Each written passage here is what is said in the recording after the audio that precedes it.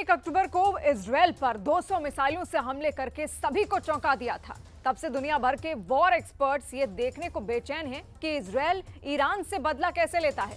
अब लगभग 9 दिन बाद इजरायल ने ऐसा दावा किया है जो ईरान के ताबूत में आखिरी कील साबित हो सकती है। ईरान पर इजरायल बहुत बड़ा हमले करना जा रहा है और उसकी तैयारी पूरी हो चुकी है।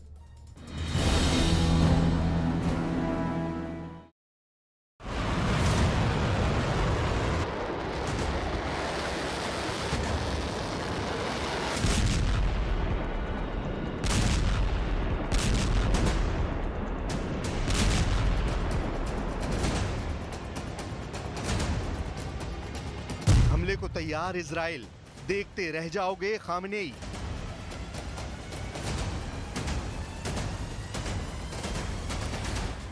एक अक्टूबर 2024 को भले ही ईरान ने इजराइल पर 200 बैलिस्टिक मिसाइलें दागकर दुनिया को चौंका दिया, लेकिन अब ईरान के मिसाइल हमले के 9 दिन बाद खबर आ रही है कि इजराइल अब ईरान का हाल हिजबुल्लाह और हमास से भी बुरा करने जा रहा है। इजराइल में पिछले 9 दिनों से एक ऐसे हमले की खौफनाक और भयानक तैयारी चल रही है जिसके बारे में शायद ईरान को पक्के तौर पर पता नहीं है। इजराइल के प्रधानमंत्री नेतन्याहू ईरान पर हमला करने को लेकर अमेरिकी राष्ट्रपति बाइडेन से 50 मिनट तक बातचीत कर चुके हैं।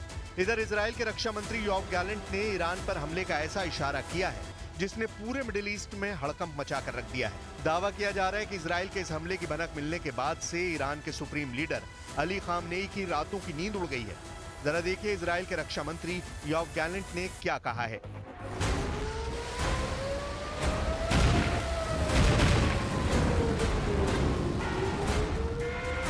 ईरान को समझ नहीं आएगा क्या हुआ और कैसे हुआ।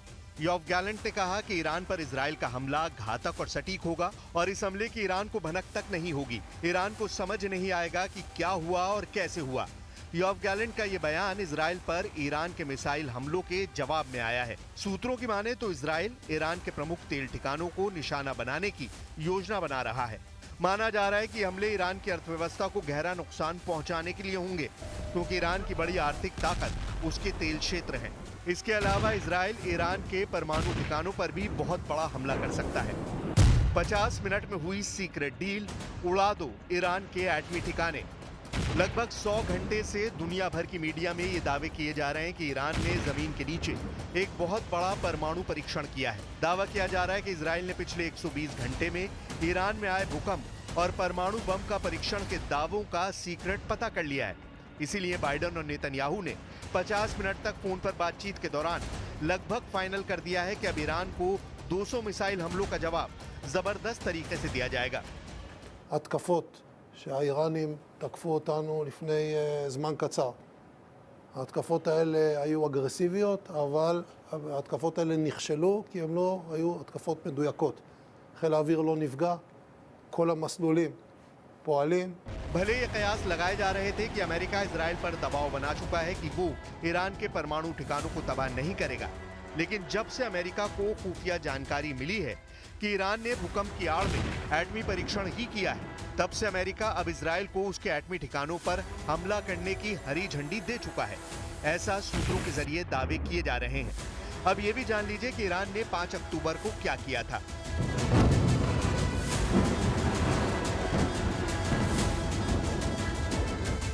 इजराइल के साथ बढ़ते संघर्ष के बीच 5 अक्टूबर को ईरान के सिमनान प्रांत में रिक्टर पैमाने पर 4.6 तीव्रता का भूकंप दर्ज किया गया। भूकंप का केंद्र कथित तौर पर सतह से लगभग 10 किलोमीटर नीचे और एक ईरानी न्यूक्लियर एनर्जी प्लांट के करीब था। ईरान के सिमनान प्रांत के काबीर रेगिस्तान में ईरान ने परमाणु परीक्षण किया है, ऐसे अब दावे किए जा रहे हैं। भूकंप के समय और परमाणु सुविधा के करीब होने के कारण इस बात की अटकलें लगाई जा रही हैं कि ईरान ने परमाणु बम का परीक्षण किया है। दावों के मुताबिक भूकंप का केंद्र सतह से लगभग 10 किलोमीटर नीचे और एक ईरानी न्यूक्लियर एनर्जी प्लांट के करीब था। भूकंप के दौरान जिस तरह की लहरें जमीन में उठती हैं, ये लहरें वैसी नहीं थी। ये लहरें वैसी थी जैसी न्यूक्लियर विस्फोट के बाद जमीन पर चलती हैं। इसीलिए दुनिया भर के रक्षा एक्सपर्ट्स और वैज्ञानिक ये दावा कर रहे हैं कि ईरान ने परमाणु परीक्षण किया है। ईरान ने इन दावों का खंडन नहीं किया है, जिसमें दावा किया जा रहा है कि ईरान ने एटम बम का टेस्ट किया है। यूनिट 9900 का वॉर प्लान, ईरान पर अदृश्य हमला।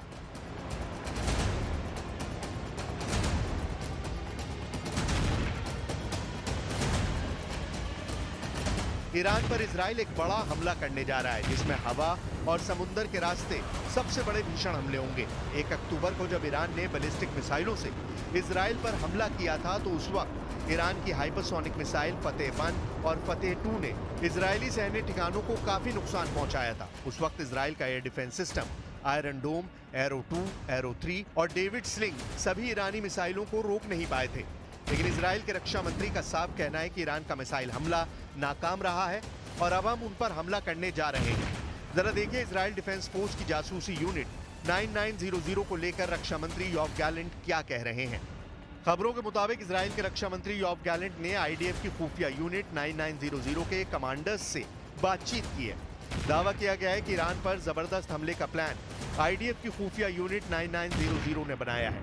आईडीएफ की खुफिया यूनिट 9900 ने ईरान में तेल कुएं, एटमी ठिकाने, राष्ट्रपति भवन, खामनेई के घर पर हमले का प्लान बनाया है। इसके अलावा आईडीएफ की खुफिया यूनिट 9900 ने ईरान के टॉप कमांडर पर हमले का प्लान बनाया है, जिसने 200 बैलिस्टिक मिसाइलों से इजराइल पर हमले का नेतृत्व किया था।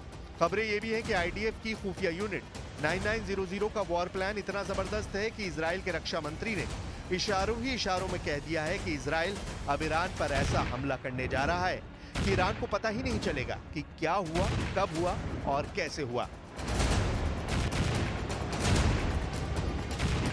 अब सवाल उठता है कि क्या इजराइल से 2000 किलोमीटर दूरी पर मौजूद ईरान पर हमला करना इतना आसान होगा, क्योंकि ईरान की मिसाइल पावर जबरदस्त है। ईरान के सुप्रीम लीडर अली खामनेई भी 4 अक्टूबर को दावा कर चुके हैं कि ईरान का मिसाइल हमला शानदार रहा है। लगभग 5 साल बाद हजारों ईरानियों के बीच में खामनेई ने ऐलान किया कि ये तो अभी इजराइल ने ईरान का मिसाइल ट्रेलर देखा है। अगर जरूरत पड़ी तो ईरान इजराइल के वजूद को मिटाने के लिए बहुत बड़ा मिसाइल हमला कर सकता है। گذشته همین ایام تقریبا انجام گرفت یک حرکت درست منطقی قانونی بین المللی بود و حق با فلسطینی ها بود. अब ऐसे हालात में सवाल उठता है कि क्या इजराइल ईरान पर भीषण हमला करने का जोखिम उठा सकता है।